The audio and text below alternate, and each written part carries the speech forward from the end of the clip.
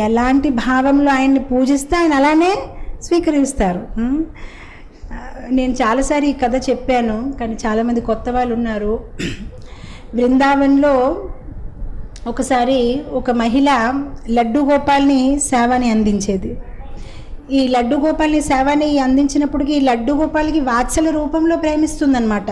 ఎల్లప్పుడూ ఆ లడ్డు గోపాల్ తిన్నాడా లేదా, ఎలా పడుకోబెట్టాలి, ఫ్యాన్ ఉందో లేదో సరిగా, బట్టలు ఎలా ఉన్నాయి, క్లైమేట్ చల్లగా ఉంటే దాని మీద షాల్ వేయడమైనా అన్నీ చాలా ప్రేమతో చూస్తుందన్నమాట.